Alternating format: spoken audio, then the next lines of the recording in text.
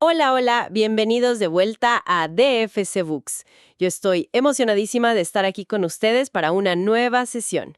Hola, ¿qué tal? Y yo estoy listo para arrancar porque el tema de hoy está, híjole, imperdible. Totalmente imperdible, pero rapidísimo antes de empezar, quiero invitar a todos los que nos escuchan a que nos dejen en los comentarios cualquier petición o sugerencia de libros que les gustaría que analicemos en el futuro. Sí, por favor, siempre leemos sus comentarios y nos encanta saber que quieren explorar con nosotros. Así es. Y bueno, hoy vamos a sumergirnos en una inmersión profunda de una obra maestra.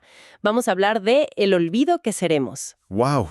Un libro importantísimo. Sí, es el libro más vendido en los últimos años en Colombia, escrito por Héctor Abad Faciolince, un autor que, fíjate, nació en Medellín en el 58, pero es súper cosmopolita, o sea, ha vivido en México, en Turín, en Boston. Y tiene otras obras buenísimas, como Basura y Angosta. Pero este libro en particular es otra cosa. Exacto. Y nuestra misión hoy es desentrañar este ecosistema de personajes tan ricos de esta historia, que además es real. Vamos a recorrer, digamos, los eventos más importantes de cada etapa de la vida del autor. Para entender sobre todo cómo la memoria se vuelve nuestra única arma contra el olvido. Exactamente. Y quiero advertirles que va a ser un viaje intenso. Vamos a transitar desde una infancia llena de luz hasta, pues, la oscuridad de una tragedia familiar y social muy fuerte. Sí, va a estar cañón. Es un arco emocional muy duro. Pero a ver, para entender la historia, primero tenemos que conocer el escenario, ¿no? Los actores que moldearon al protagonista. Uy, sí. ¿Y qué escenario? A ver, detengámonos en la arquitectura humana de esa casa en Medellín, porque es fascinante. Héctor, el narrador, es el único hijo varón. El único niño en una casa llena de mujeres. Ajá, literal. Esta casa suena como un microcosmos increíble, o sea, casi como un universo de realismo mágico. 10 mujeres, un niño y un padre, rodeados de monjas y tíos lejanos. ¿No es acaso el caldo de cultivo perfecto para un futuro escritor? 100%. Es que imagínate el nivel de estímulos. Tienes a la madre Cecilia Faciolince, que el autor describe de una forma brillante. Ella me parece un estudio en contradicciones total. O sea, es una mujer súper práctica, administraba edificios, muy movida y alegre. Pero al mismo tiempo mantenía este molde externo de devoción católica súper estricta. O sea, le rezaba las almas de sus parientes difuntos para encontrar unas llaves. Exacto, una disonancia muy nuestra, ¿verdad? Muy latinoamericana. Totalmente. Y luego están las 5 hermanas. Sí, a ver, Mary Luz, la mayor, que se casa muy joven. Clara. Luego está Eva o Vicky, que tenía una rectitud así medio enfermiza y de muy buenos modales. Y Marta. Marta, que es la estrella, la actriz, la cantante de la familia. Es un personaje fundamental. Y Sol, la menor. Pero además de ellas, habitaban ahí otras mujeres. O sea, la hermanita Josefa, que era una monja.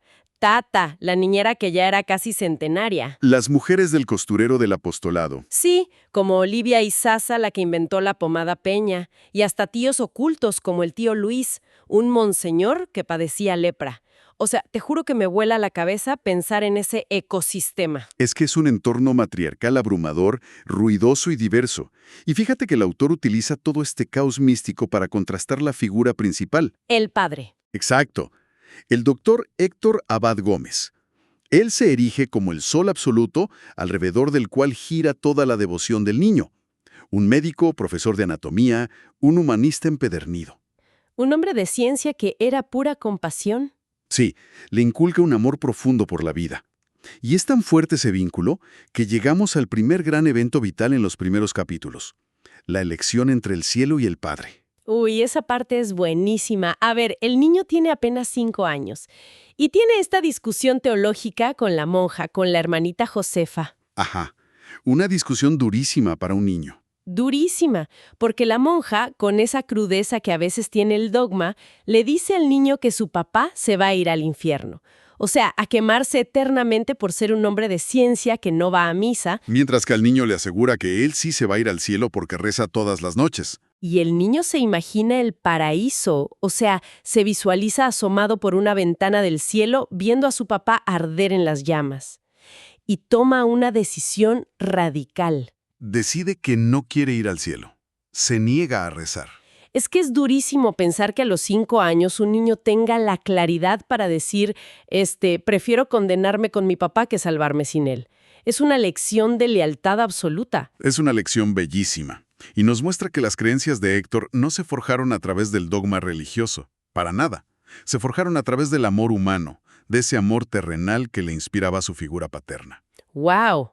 Es que ese amor ciego pronto se transforma en un aprendizaje moral, y eso nos lleva a la etapa del desarrollo en su juventud, que son lecciones prácticas dictadas por las acciones del papá. Sí, hay dos momentos cruciales en esta etapa que definen su educación. El primero tiene que ver con la universidad, con las lecciones de anatomía. Ajá, porque el niño le rogaba al papá que lo dejara ver un cadáver en el anfiteatro. Pero el papá, protegiéndolo, siempre le decía, todavía no. Todavía no. Pero un día, entran al salón vacío. No hay cuerpos. Pero el niño percibe ese olor a formol, ese olor a muerte clínica. Y ahí es donde se hace consciente de los latidos de su propio corazón. Exacto. Inhala la muerte y siente la vida. Es un aprendizaje a través de la ausencia física.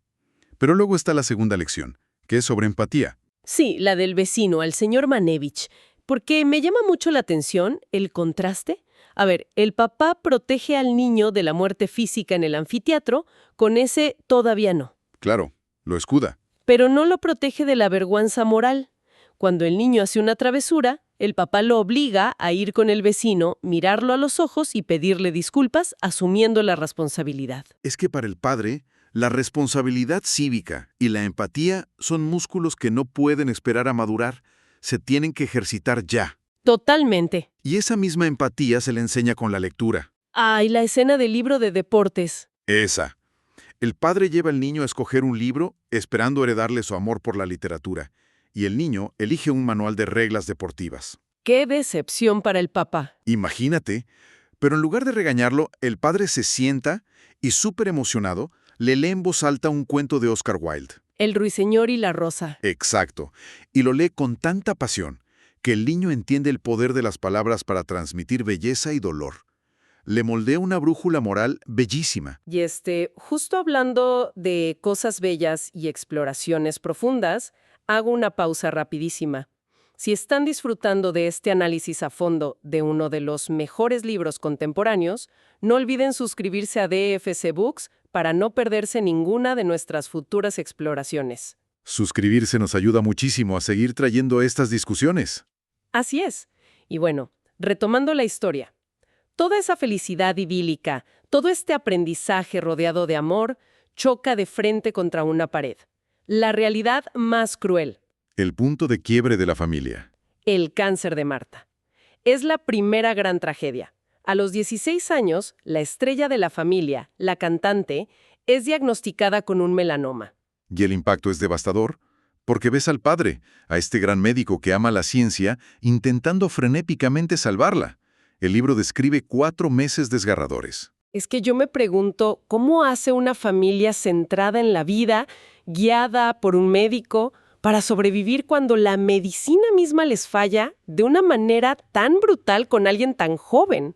Pues es que algo se rompe para siempre. El libro describe sus viajes a Washington buscando tratamientos y al padre en casa buscando en el cuerpo de su hija un solo espacio sin inyecciones para mitigar su dolor. Híjole, qué fuerte. Está cañón. Y el autor revela un detalle íntimo muy doloroso. Tras la muerte de Marta, los padres perdieron su intimidad física a raíz del luto. Claro, la plenitud desapareció para siempre de esa familia. Así es. El cuerpo humano se volvió un terreno del olor. La nube negra se instaló en el horizonte de esa casa en Medellín. Y si la pérdida de Marta fue una tragedia médica, biológica, digamos, el siguiente golpe destrozaría a la familia desde el tejido sociopolítico. Pasamos al capítulo más oscuro. El clímax desgarrador del libro. Y aquí quiero hacer un paréntesis importante para quienes nos escuchan. Vamos a abordar este hecho reportando los textos tal cual, de forma estrictamente imparcial, sin tomar posturas políticas, solo compartiendo lo que relata la obra. Por supuesto, nos apegamos 100% al texto. Estamos hablando del asesinato del doctor Héctor Abad Gómez. Sí, el padre copiaba una lista de amenazados de muerte, y su propio nombre estaba ahí. Él se había vuelto un gran defensor de los derechos humanos, y es asesinado a plena luz del día, junto a su colega Leonardo Betancourt. Y la escena que describe el autor es paralizante. O sea, el hijo corre a la escena, llega y besa la mejilla aún caliente de su padre ensangrentado. En el asfalto. Ajá. La madre le quita la argolla de matrimonio y el hijo, buscando en los bolsillos del traje, saca un papel ensangrentado. Con un poema. Exacto. Es una imagen tan cinematográfica y dolorosa. Es un soneto de Borges escrito a mano por el papá, que empieza diciendo: «Ya somos el olvido que seremos». ¡Guau! Es como si el padre hubiera preparado su propio epitafio literario, sabiendo lo que venía. Totalmente. Y hay una reflexión analítica muy profunda que hace el autor aquí. Menciona que los asesinos buscaban anular un cerebro brillante. Qué ironía, ¿no? Sí, porque el autor subraya que los violentos, quienes cometen estos actos, carecen de imaginación literaria. A ver, explícame un poco más eso. Pues que la literatura te enseña a sentir el dolor del otro. Si careces de imaginación literaria, no puedes sentir empatía, y el otro deja de ser humano para convertirse en un obstáculo. Claro. Y esa misma falta de empatía de la sociedad se mete hasta su casa. El libro detalla cómo, después del asesinato, la gente llamaba por teléfono a la casa de la familia. Llamadas anónimas. Sí, para reírse. Llamaban para burlarse del asesinato. Y la reacción de Sol, la hermana menor, es tremenda. O sea, agarra unas tijeras y corta los cables del teléfono. Es un intento desesperado de cortar esa conexión con la crueldad, de buscar silencio ante la burla. ¡Qué fuerte! Y después de la sangre, y ese silencio, pues, ¿qué le queda a los sobrevivientes? Pasamos a la última etapa, el legado y la lucha contra el olvido. Porque el autor tarda casi 2 décadas en encontrar una respuesta. 20 años. 20 años de dolor paralizado. Hasta que decide, casi 20 años después, escribir este libro en la finca familiar, La Inés. Exacto. Comprende que ninguna venganza física tiene sentido.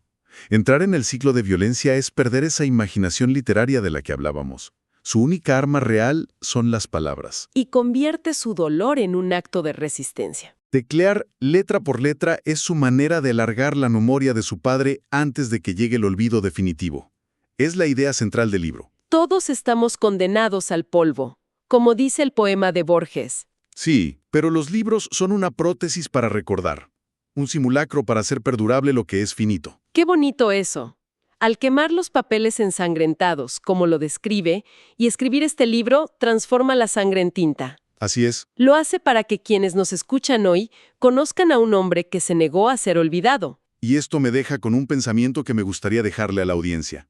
Una reflexión provocativa final. A ver, dinos. Si todos estamos destinados a convertirnos en polvo, como dice el poema, y nuestra existencia solo perdura en la memoria de los demás, ¿valdría la pena preguntarnos qué tipo de huella estamos dejando hoy en quienes nos rodean? ¡Wow! ¿Qué estamos haciendo para que cuando nos vayamos, alguien decida que vale la pena escribir nuestra historia y construir una prótesis de memoria a nuestro nombre? Híjole, es una pregunta que te deja pensando muchísimo. O sea, ¿qué impacto estamos teniendo en nuestra propia familia y entorno? Exactamente. Pues, qué profundo cierre. Muchísimas gracias por acompañarme en este análisis. Y por supuesto, muchísimas gracias a todos en nuestra audiencia por sintonizar DFC Books. Hasta la próxima lectura.